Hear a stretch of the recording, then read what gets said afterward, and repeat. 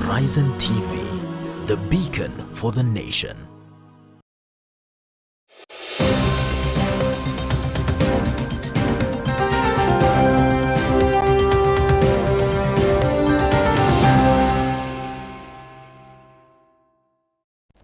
Assalamu alaikum wa rahmatullahi wa barakatuh. Alhamdulillah, it's another beautiful Friday morning, the 3rd of January 2025. A very good morning to you and welcome to Horizon TV.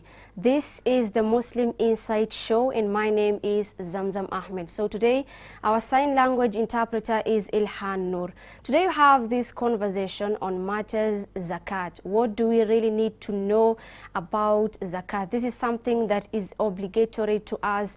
It's something that Muslims normally do. What do we really need to know about zakat? What is the consequences of not paying zakat? Is it a must? Is it not a must? Who is supposed to pay zakat? Who is supposed to receive zakat?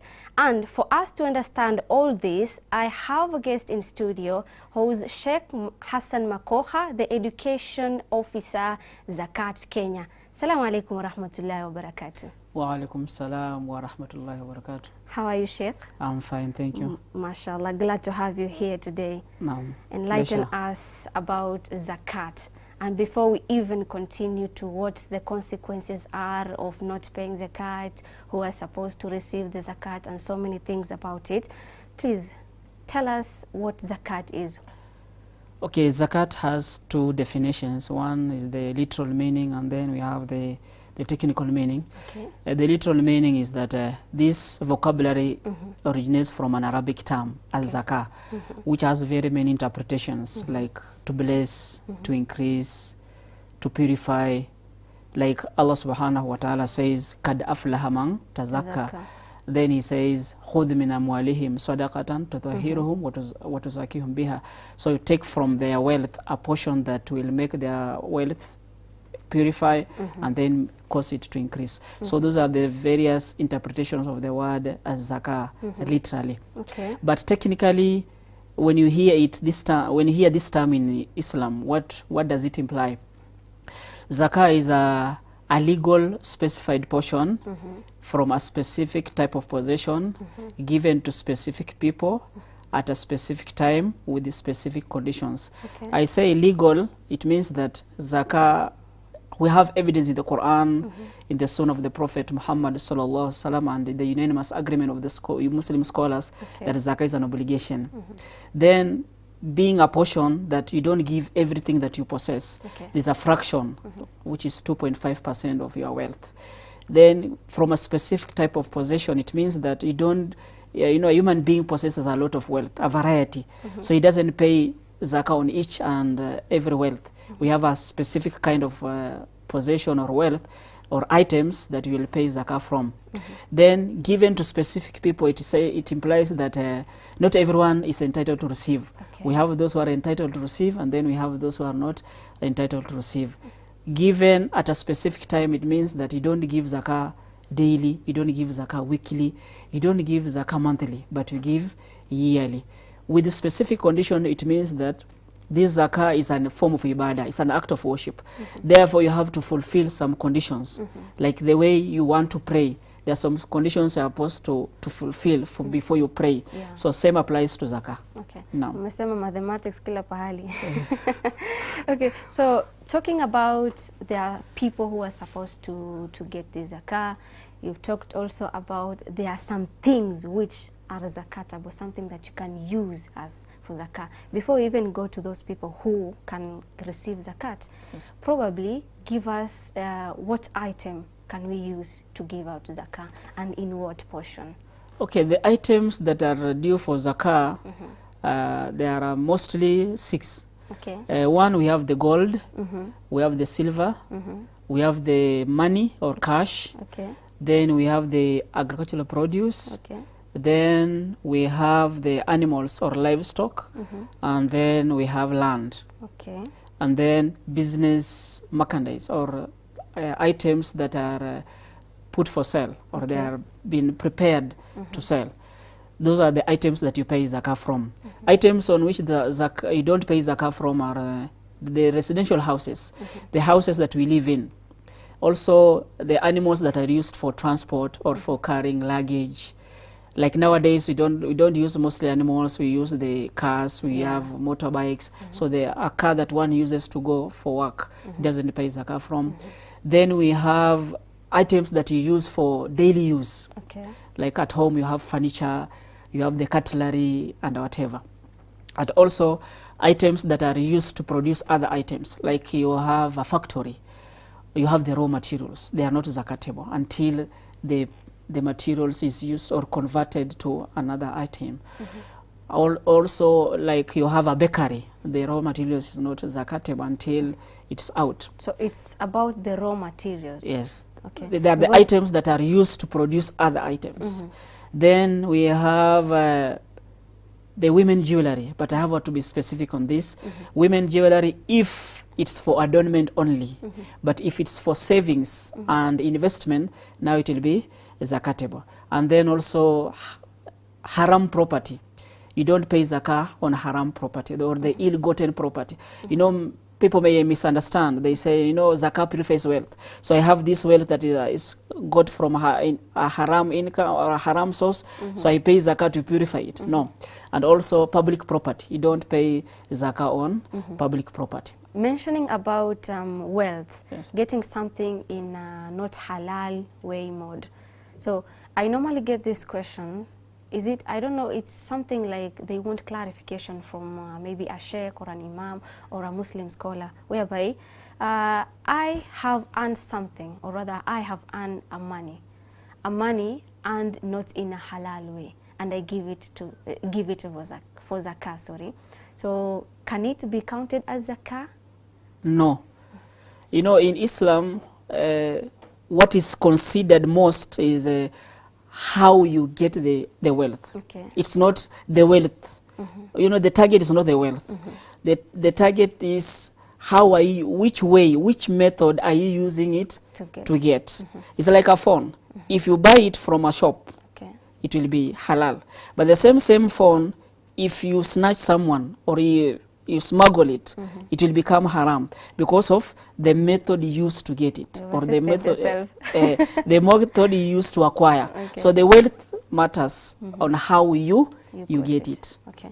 And what about the person receiving that money? Will it be haram for that person? So there is a misconception here that you know, people they have haram wealth. Now they give it out so that they can benefit the other. You know, it is haram to you. Okay. It's also haram to the other. So it will not be haram to you, then it will be halal to the other. But what if I don't know? Yes. Maybe, for example, you've given an example with a phone. Yes. You've snatched a phone from somebody. Yes. That is not good, right? Yes. And if I take this phone because maybe we are celebrating you in one way or the other, or rather an achievement, and I use this phone as a gift, I gift you this phone.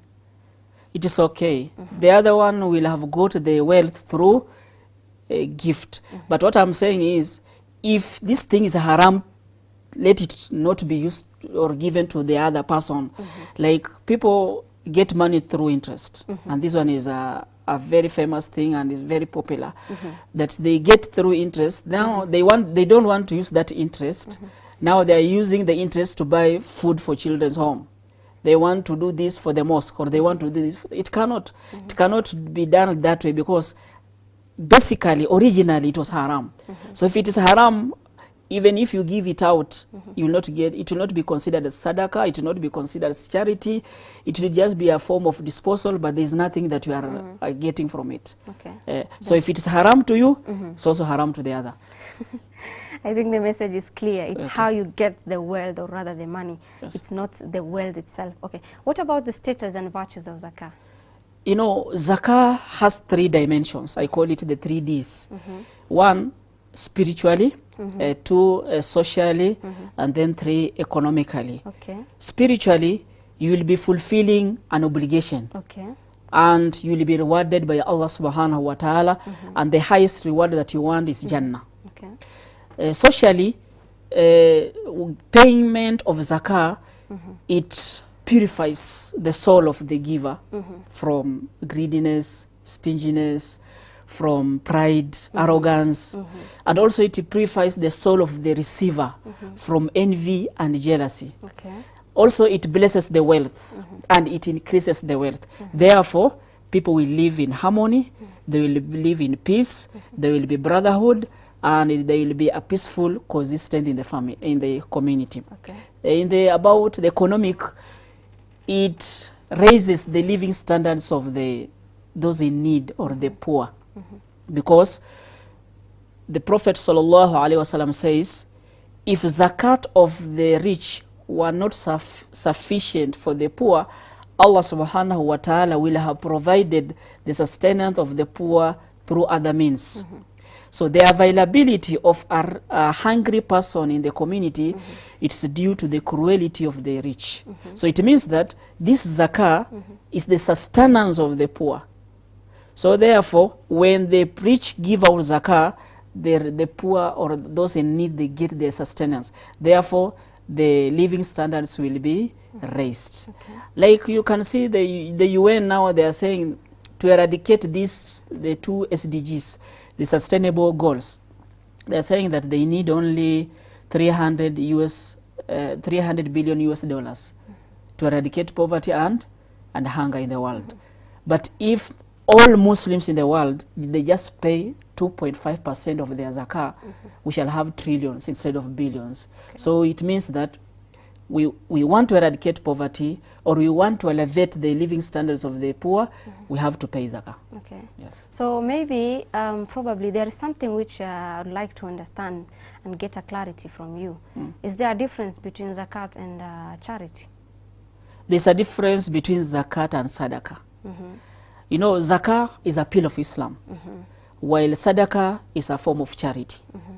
Zakah has a specific time, but sadaqah is any time. Zakah is on specific items. Sadaqah is on any item. Zakah is given to specific people. Sadaqah is given to any Muslim or any district Muslim. So there's a difference. So people have to know, especially when this month of Ramadan is approaching, people have to know, are they paying zakah or they are paying sadaqah? Yes. Okay. On our first question, which I asked about the meaning of zakat, you mentioned about those people who are supposed to get the zakat, those people who are supposed to give zakat, the zakatable item and non-zakatable item. And I can see you've mentioned quite several here, mashallah, that's amazing. And the status, or rather the status and virtues, okay. So something else within the meaning of zakah, we have the people who are supposed to receive the zakah. Who are these people supposed to receive zakah? And who are those supposed to give out the zakah? Okay, one, those who are supposed to give the zakah, they are those who are able. Okay. And the ability differs. You know, Allah subhanahu wa ta'ala has blessed the humankind with different kinds of wealth. Okay. So we have, like I mentioned, we have those who have minerals, who have gold. So they have to pay zakah on gold. Yeah. For those with the silver, they will pay zakah on silver.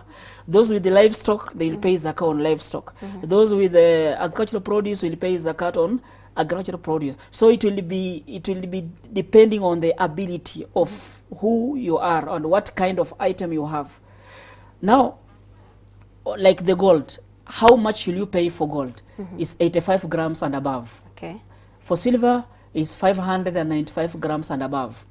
For cash or for money, it will depend on the 85 grams of gold or 595 grams of silver. So therefore, you have to convert the 85 grams of gold into money, also convert the 595 grams of silver into money by looking at the current price of each, like the current price of gold or the current price of silver. For example, gold is high. Let us take this 10,000. So it will be 10,000 multiplied by 85, you get 850,000. For silver, it's cheap. Okay. You get, it's around 120, 121, like that. So you take 120 multiplied by 595, that's around 76,540, if I'm not wrong. I can help you, 595. Yes, multiplied by 120. 120, that is 71,000 plus. 71,000 plus. So 71,000, and then we have 850,000. So which one do you go for? The scholars say we go for the one, whichever is less. You know, one, we are all aspiring to pay zakah. So if you are aspiring to pay zakah, we shall not look at the highest. We shall look at the lowest. Okay. You know, it's like if you reach this or reach this, you are in the bracket of paying zakah. So you go for 71. Okay. So which means anyone with approximate 72k has to pay zakah. Not looking at I must have 500,000 or I must have 1 million to get to pay zakah. The other thing, all of them have been mentioned in the Quran. وَالَّذِينَ يَكْنِزُونَ الذَّهَبَ وَالْفِضَّةَ. When you read Surah Tawbah, Surah number 9, verse 34 to 35. And also during the Prophet time, sallallahu alaihi wasallam, they were both used. We had the dirhams and the dinars. So there is no excuse of saying that I'll go for gold only or I go for silver only, but you go for whichever is less. And Allah will make it easy for us. And also, for silver, it gives up an opportunity for very many people to reach. You know, zakat goes with the numbers. The more people you are, the higher the benefit it will bring. The lesser people you are, the lower the benefit it will bring. Okay. So that's how it goes with. In terms of the lesser people receiving or the lesser people in the house? Like, if we are many, to give, if you are many pairs, we shall have many receivers. Okay. If you are few pairs, we shall have few receivers. Yeah. Yes. Okay. Oh, so I get it. You get it. And what about those people who are supposed to receive the zakat? Because there is some confusions.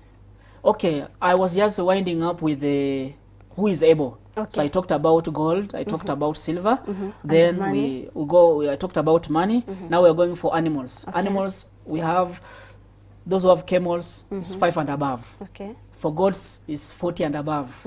For cows and buffaloes is 30 and above. Then for agricultural produce, again, we have to measure them or to weigh them and then look at them. Have they reached the nisab? Then we pay either using 10% if it was due to rain or 5% if it was due to irrigation. Okay. You apply some effort. For land, if you have purchased land prospecting to sell it later, you have to pay its zakah annually until the year you sell it. So, you know, now those are the people who are supposed to pay zakah if you have those categories of items and the nisab have reached.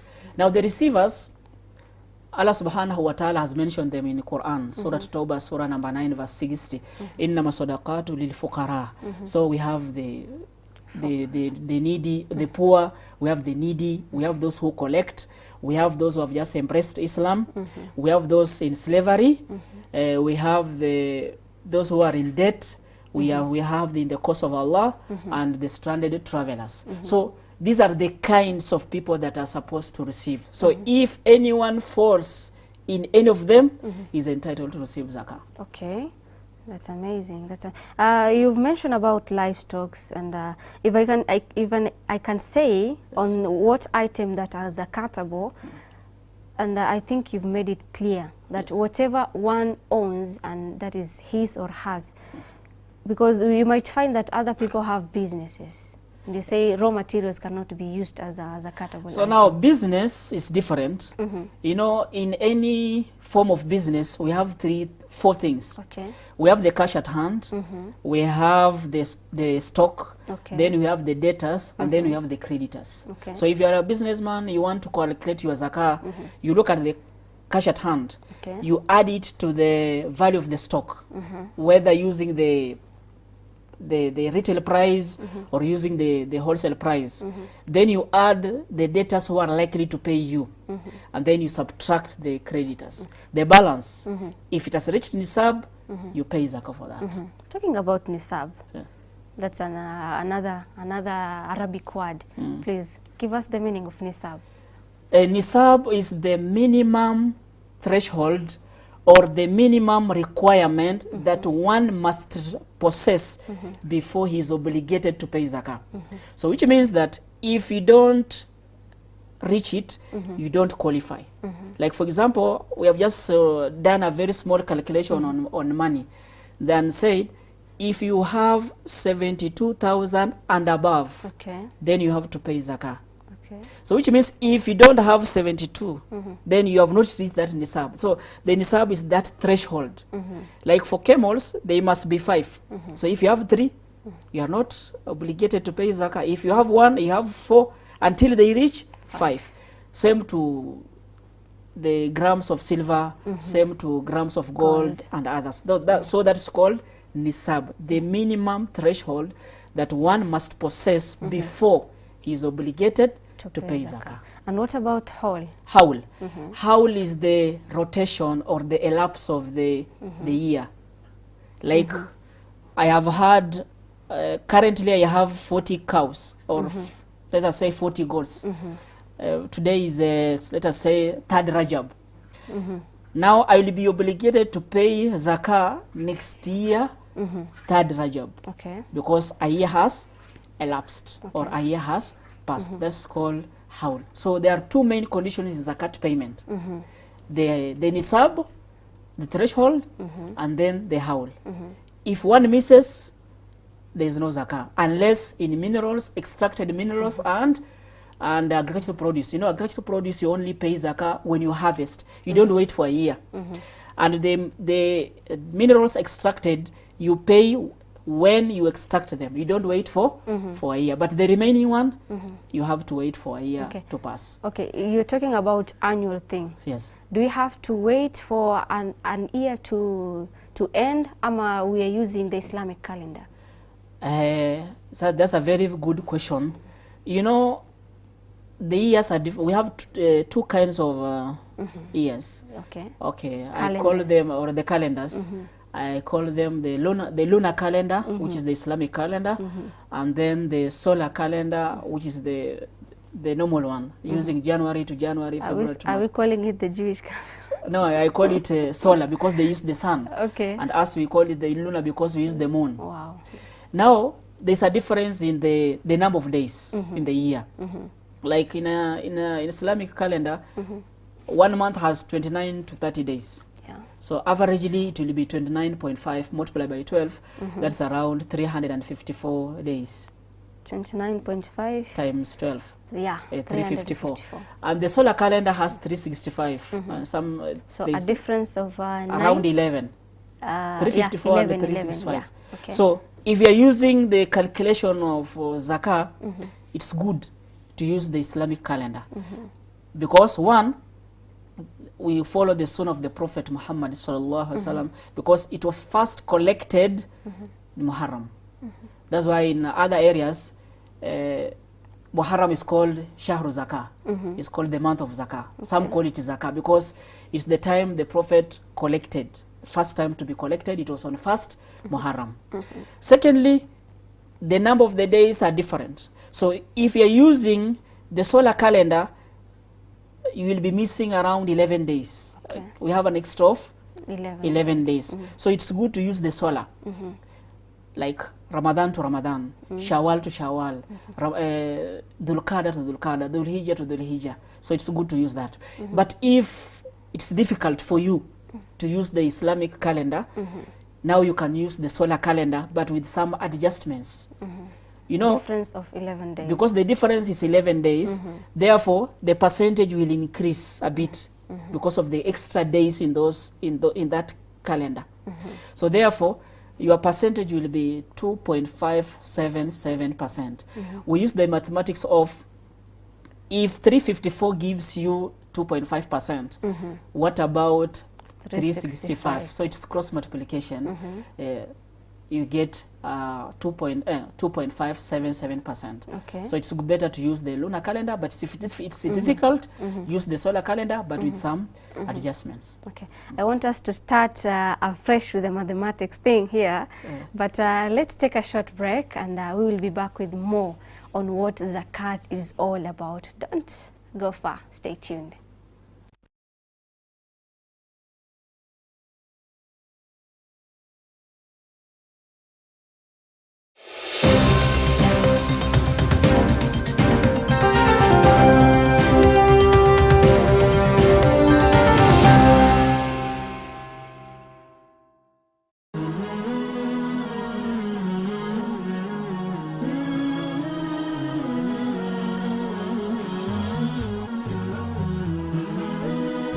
Horizon TV, the beacon for the nation. Verse of the day. أعوذ بالله من الشيطان الرجيم. بسم الله الرحمن الرحيم. والذين إذا أنفقوا لم يسرفوا ولم يقتروا وكان بين ذلك قواما. والذين لا يدعون مع الله إلها آخر ولا يقتلون النفس التي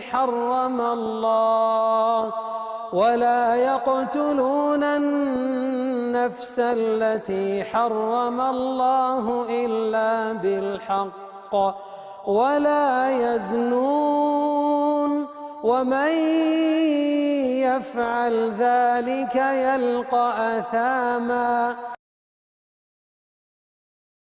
أعوذ بالله من الشيطان الرجيم.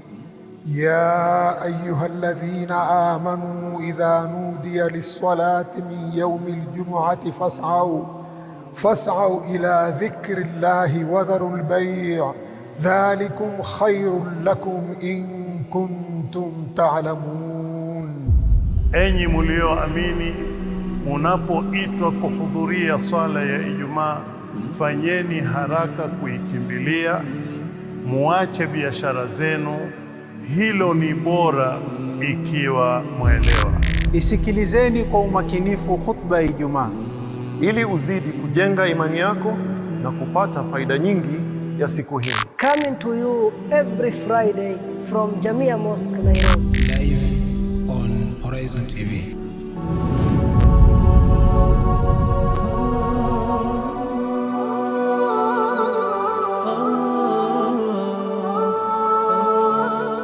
Kuna faida gani twapata tukimjua Mtume sallallahu alayhi wasallam, nabii mwenye ushawishi mkubwa duniani? Tukizikwa tukitiwa kaburini, tutaulizwa haya maswali matatu: man rabbuk, ma dinuk, man nabiyuk. Sheikh Jamaluddin anakupa simulizi. Huwezi kumpenda mtu usiyemjua na kutambua sunna zake, lakini ukimjua na ukimtambua Mtume Muhammad sallallahu alaihi wasallam, mapenzi yako yatazidi. Ufahamu Rasulullah, familia na maswahaba wake. Tazama sira ya Mtume kila Jumatatu saa 1 jioni kwenye Horizon TV.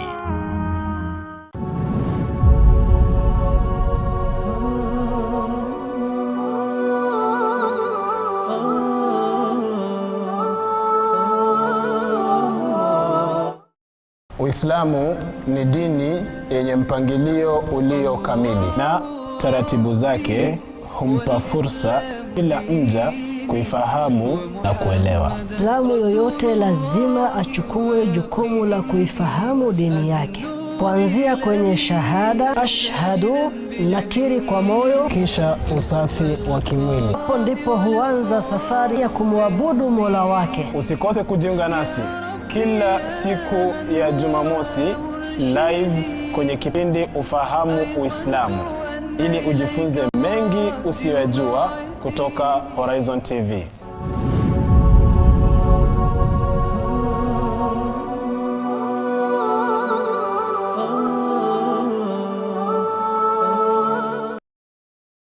Verse of the day. أعوذ بالله من الشيطان الرجيم. بسم الله الرحمن الرحيم. والذين إذا أنفقوا لم يسرفوا ولم يقتروا وكان بين ذلك قواما. والذين لا يدعون مع الله إلها آخر ولا يقتلون النفس التي حرم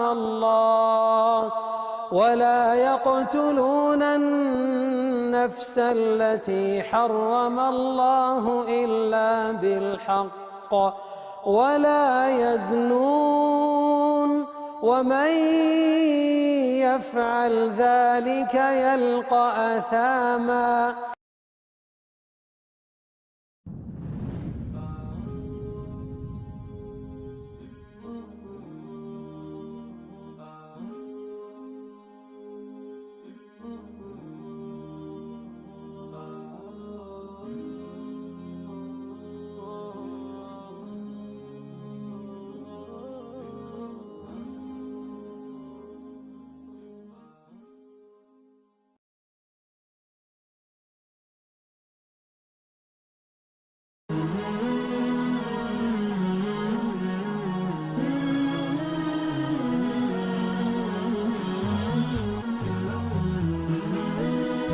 Horizon TV, the beacon for the nation.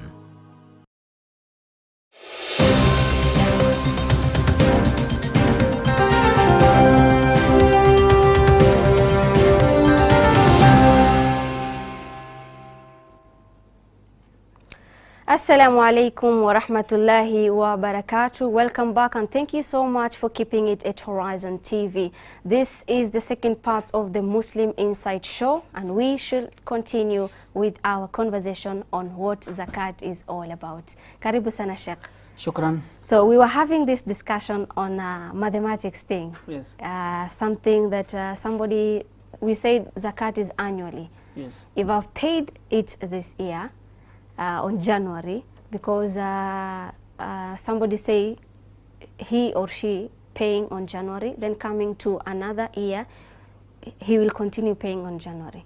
Zakat is 2.5%. We're having this discussion. Are we using the Islamic calendar or the other calendar, which you have clarified, or rather you've mentioned it as the lunar calendar and the solar calendar? And we've seen that it's 2.5% with the lunar calendar. If somebody is using the solar calendar, that means you have to do some mathematics there, right? Yes. So it's 2.5 is for 354 days for the lunar calendar. What about 365 days for the solar calendar? Yes. What about this person who's planning to use the lunar calendar, but again, we are fond of not knowing the dates of lunar calendar, right? Only the days we are having celebration, like the Eid celebration or the Ramadan. We've seen people being confused, especially during Ramadan time, when Ramadan starts. Is the first day of Ramadan? No, tomorrow is the first day. We kind of have that confusion. What about that one? So, generally, I said we have to be very keen on calculation of zakat. Because one, this one is the right of someone. So if you don't calculate it well, you will not be doing the justice to that person. Okay. Secondly, it's a form of ibadah whereby you have to perform it the way it's supposed to be done, not the way you want it to be done. So on calculation, we have to be very keen. So there are two ways here.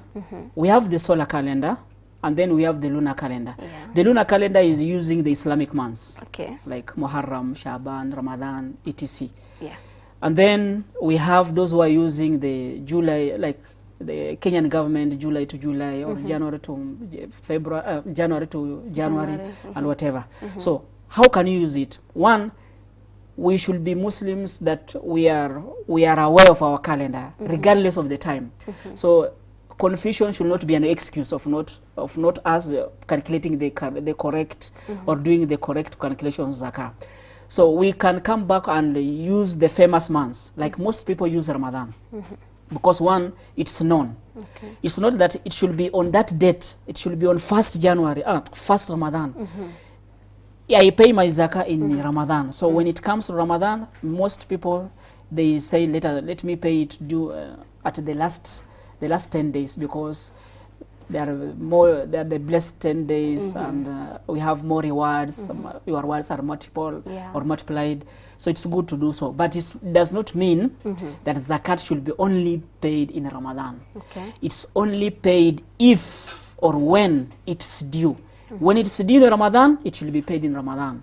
When it's due in Muharram, it will be paid in Muharram. If it's due in Shaban, it will be paid in Shaban. So for those who are using the solar calendar, I said there are some adjustments that are supposed to be done, because the solar calendar has more days than the lunar calendar, around 11 days. Yeah. And if Allah blesses you 30 years of paying zakah, and you're using the solar, the 2.5%, you will find out that you have missed a 1 year without paying zakah. Okay. So if you're using the solar calendar, make some adjustments. Like if 354 gives you 2.5%, what about 365? So it will be cross multiplication. Let me do the calculation for you. So it's 2.577. Yes, so it will be 2.577%. So if you are calculating your zakah July to July, or Ramadan, January to January, or December to December, your adjustment will be 2.577% to cater for the more days, the extra days that are there. Okay. But if you cannot do so, you subtract 11. Just say, I pay my zakah in January 10th or January 20th. So I will pay it in January minus 11, it will be January 9. Yeah. So I use those days, but it's better to use the one that is convenient and easy for you, so that you cannot miscalculate. Okay, wow, amazing. Something else which I would like to know is the condition for zakat. You've talked about the nisab, you've talked about the hawl. What are other conditions of zakat obligation? One is it's a form of ibadah. Therefore, the zakat payer should be a Muslim. Okay. So it's not obligated to non-Muslims. Two, this Muslim should be free. Okay. Free means he's not a slave, because a slave doesn't own anything. The third one, the Muslim who is free should possess the wealth. You cannot pay zakah on what you don't possess. Yeah. I possess goats, I have cows, or I have money, or I have gold, or I have agricultural produce. So you should possess it. It will be under your custody. Then it should reach the nisab, the one that you have just explained, that is different according to the type of item that you have. Okay. Then a year must pass. So those are the main conditions of zakat payment. Okay. Talking about nisab, you say that when you have 72,000, or rather something that is at least to the minimum of what you're supposed to give zakat. What of a person, for example, if I give example with me, I came here for work and I'm being paid a salary. Can I give zakat, or the parent should continue giving zakat? You know, zakat is an obligation to each individual. It's not a group.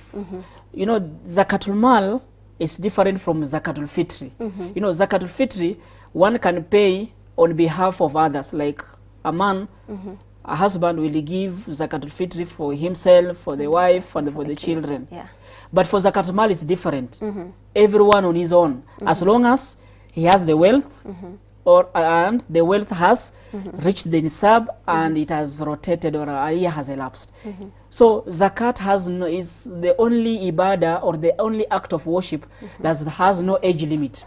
Even a child can pay zakah, as long as he has wealth, he possesses wealth which has reached nisab, and a year has passed. He will pay zakah on his own. The father will pay on zakat on his own. The wife will pay zakah on his own. The wife cannot say, now because my husband is paying zakah, for me I will not pay. She will pay if she has the wealth. It's just a misconception. Some women say, you know, I'm supposed to go for Hajj. Who is supposed to pay for my Hajj? My husband. No, that's not the obligation of the husband. It's an obligation on you if you have the ability. Okay. So, you give an example with the 5 camels. Yes. Camels, sorry. Yes. If it's for the livestock, right? Yes. If I have less than 5, you'll not pay. You'll not be obliged to pay zakat. Okay. If I'm not obliged to pay zakat, Yes. and for the whole year, it happens that I'm not having that 5. Yes. That means I'll miss to pay the zakat, right? No, you not miss. It is you are not able. You don't have the ability. You know, this zakah is an obligation, and it's been obligated for those who are able. So for those who are not able, they will not be obliged to pay zakah. So the obligation comes when you have the wealth, the wealth has reached nisab, and a year has rotated or has passed. If you miss those conditions, you are not eligible to pay zakah. Okay. Yeah. Are there any consequences of missing, or rather missing to pay zakat during that year? A year has passed, you did not have wealth that time. Do I get to repay the zakat for the last year, or I continue with what is ahead of me? You don't have to repay, because at that time of the obligation, you are not able. So there is no sin in that. But if you are able to pay zakah and you are not paying, now that there are consequences on that. Therefore, the punishment of not paying zakah is the wealth that you possess is the wealth that will punish you on the day of Qiyamah. So if one is able to pay zakah, let him or her pay zakah, because there is a very, very grave punishment for that. Because your wealth is the one that will punish you. But if you are not able to pay zakah, you are not, there is no sin there. Because you are not in that category of being obligated to pay zakah. Okay, wow, amazing. I think I'm learning a lot. I've learned a lot, mashallah. So since you are the education officer of Zakat Kenya, what are the Zakat Kenya activities?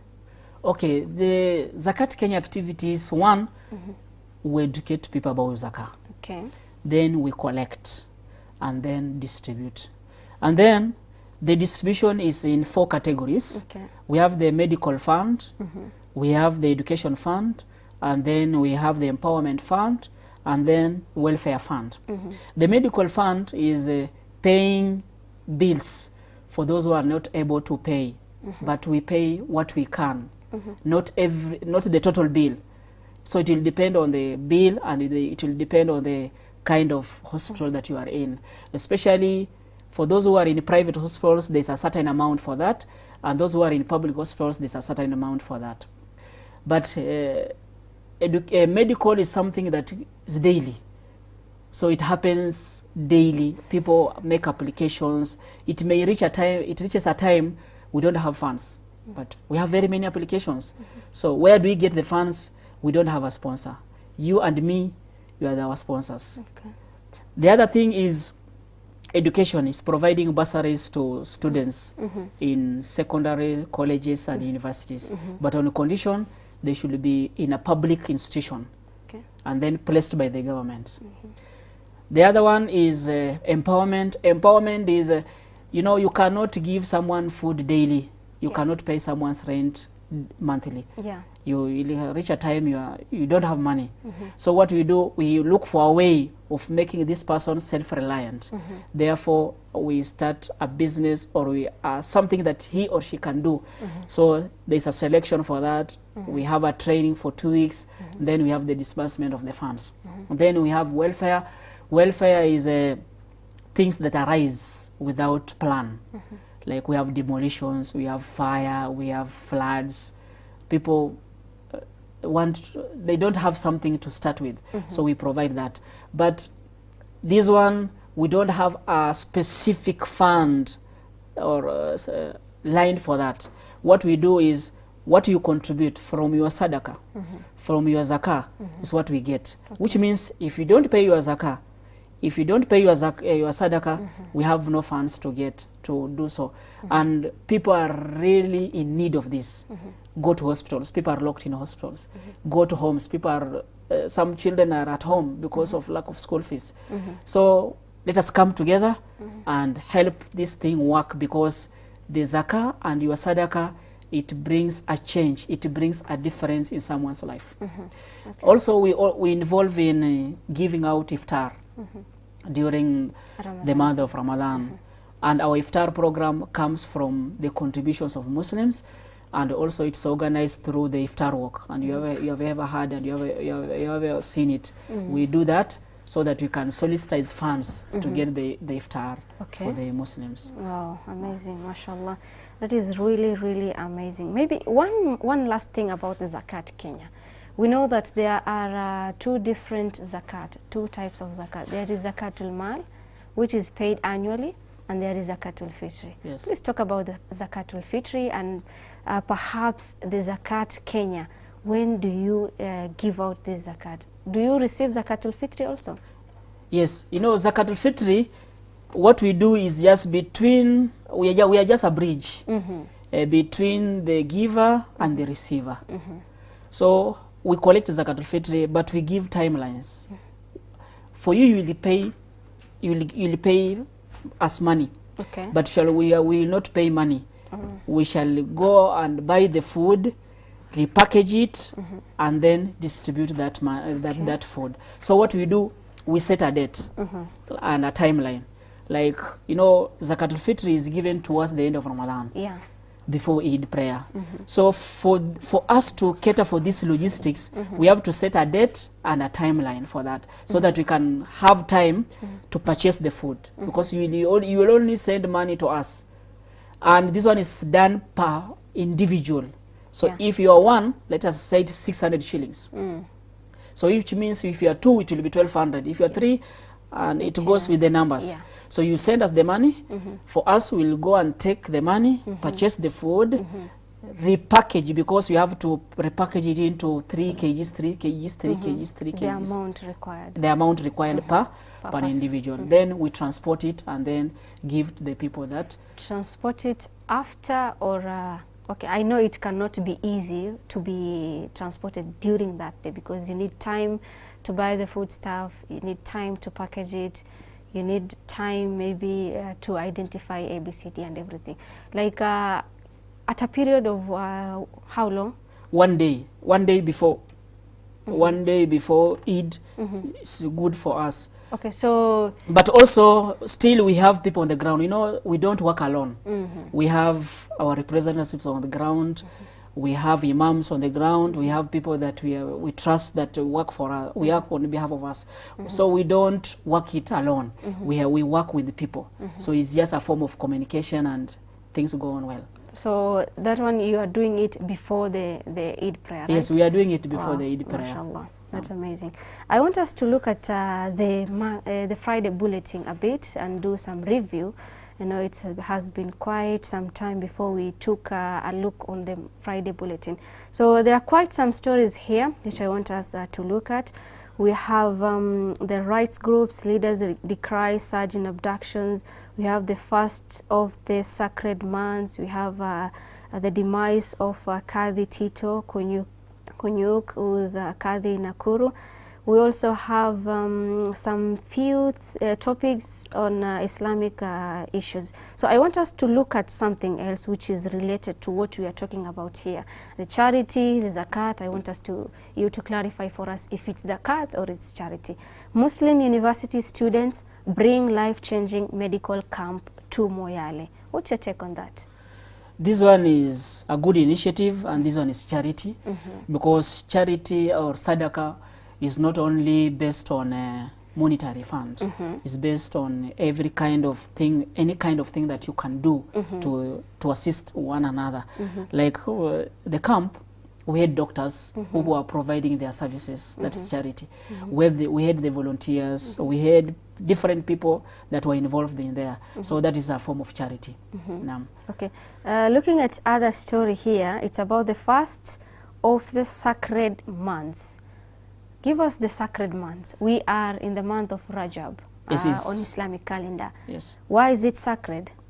Okay, one, it's sacred because Allah has mentioned it to be sacred.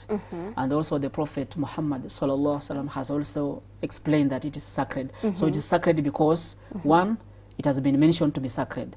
Two, there are things that are supposed not to be done in that month. Like that time, fighting was all over. So, but during those sacred months, there was no fighting. And they were told to stop fighting. So it is sacred because there are things that people are not commanded to do. They have to refrain or to abstain themselves from such. So this one also can apply to our normal life. You know, they are called sacred. How can we make it sacred? You know, we have some innovations, some things that come without from nowhere, that you know, this is a sacred month. You're supposed to fast half of it, either the last part of it or the first part of it, which is not we have no evidence anywhere from the Quran or from the Sunnah of the Prophet Muhammad sallallahu alaihi wasallam. So if it's sacred, let us stick to what's supposed to be done. Let us not come with innovations. Also, apart from Rajab being sacred, we have other months that are sacred. Yeah. We have the Prophet explains that 3 follow one another, which we have Dhul Qa'dah, Dhul Hijjah, Muharram, and then Rajab comes later. In short form, I teach my students using the word Mr. DD. M standing for Muharram, R standing for Rajab, the first D Dhul Qa'dah, and the second D Dhul Hijjah. Okay, talking about the 4 sacred months, one would ask about Ramadan. What about Ramadan? Is Ramadan, the month of Ramadan, not a sacred month? It's not a sacred month, but it's a month, it's a season of things that are different. You know, one, fasting is done there. We shall have more reading of Quran. We shall have increase in charity. We shall have multiply of rewards, the lock of Iblis, and the open of the gates of paradise. You know, Ramadan is a month on its own, but it's not among the sacred months. There are things that will happen in Ramadan, or they're called specifications. They only happen in Ramadan. They don't happen in any other months. Like Taraweeh, having the Qiyamul Layl, is only in Ramadan. After Ramadan, back to normal. So it's a specific month with the specific rewards, with the specific specifications. What about if you go back to the sacred months, the 4 sacred months? You've talked about Rajab being, there was no fight during that time. Because why is it sacred, the Mr. DD, Muharram, Rajab, and Dhul Qa'dah, Dhul Hijjah? What makes it sacred? You know, we don't have the main reason of why it is sacred. You know, it's because of Allah knows better why it is sacred. But we can just elaborate some things, like, you know, it becomes sacred in a way that you avoid evils at all costs, at all times. But when it comes to these months, you become more keen. There are some acts of ibadah that you are doing, but when it comes to this time, you increase the pace or you increase the tempo. Also, another thing is that it becomes sacred so that you can perform some activities. Like in Rajab, you can go for Umrah, which is called the Lesser Hajj. Dhul Qa'dah and Dhul Hijjah becomes sacred so that you can perform Hajj. Now there's no fighting now. Now you go for Hajj and perform the last pillar of Islam. So it becomes sacred in a way that it gives you ample time to increase or to do what you did not do in other months or in the past months. Muharram is for the Ashura? Yes, Muharram, we have Ashura. And then also it has something related to it. Okay, that's really amazing. I want us to look at something else in order to boost our iman or something like that. On page 5, we have maintaining discipline in worship. How do we maintain discipline in worship? One, we should know that we were created not to do anything but to worship. وَمَا خَلَقْتُ الْجِنَّ وَالْإِنسَ إِلَّا لِيَعْبُدُونَ in Surah Al-Dhariyat, Surah number 51, verse 56. So we get that the main objective of a human being created is worship. But this worship, you have to be disciplined. Discipline means that you don't do it at a certain time and leave it at a certain time. You go it وَعْبُدُ رَبَّكَ حَتَّى يَأْتِيَكَ الْيَقِينُ. You have to worship Allah until the day you will meet Him, or until maut comes to you. So being disciplined is that you have to do this continuously, not seasonally. You know, Islam is, I give it an example, is this, it is your skin, not your jacket. You know, a jacket, when it's cold, you wear it. When it's hot, you remove it. You know, but your skin, whether you go to Canada, you go to where, you still go with your skin. So it means you have to take Islam as your skin. You have to do it, or to be with it continuously, not seasonally. Like, it's a weakness of some of us. We are weak. It's, when it comes to Ramadan, the mosques are full. When it's not Ramadan, Mosques are empty. The mosques are empty. And then they become full on the first days. But the more the days move on, the more they decrease. Okay. So being disciplined is supposed to do what is required. And also what will help you to be disciplined. One, reading the Quran. Performing the 5 daily prayers on time. Seeking knowledge. You know, إنما يخشى الله من عباده العلماء. Those who fear Allah most, they are those who are knowledgeable. Okay. And knowledgeable, reading from internet, but reliant sources, not everything that you can read from the internet. It's true. Reliant sources, reading books, listening to lectures, going to the mosque. There are very many ways of acquiring knowledge. Therefore, this month is not a month of feasting, it's a month of fasting. You know, some of us invert it. Instead of fasting, we feast.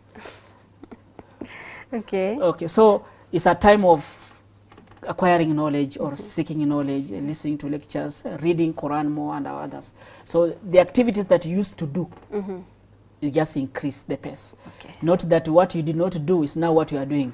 Like the sadaqah, you are used to do sadaqah, to give out sadaqah. But when it comes to the month of Ramadan, you increase sadaqah. Like the Prophet ﷺ used to be very generous. But when it comes to Ramadan, he becomes more generous. Now, I think you've quite answered my last question, whereby I was to ask how a person can prepare him or herself as far as charity work is concerned. You've mentioned you increase what you are doing. If it's charity, you increase charity, right? Yes. I think, or you have another last word you'd like to say before we end the show? I just encourage the viewers and the listeners, let us know this pillar of Islam deeply. Okay. You know, there are some misconceptions. You know, people may take zakah as a form of ihsan, but it's not a form of ihsan. It's an obligation, and it's someone's right. And it's supposed to be done the way it's supposed to be done, not the way you want it to be done. If it is calculation, you know, Allah knows what kind of wealth you have. You cannot say, I have 2 accounts and yet you have 4.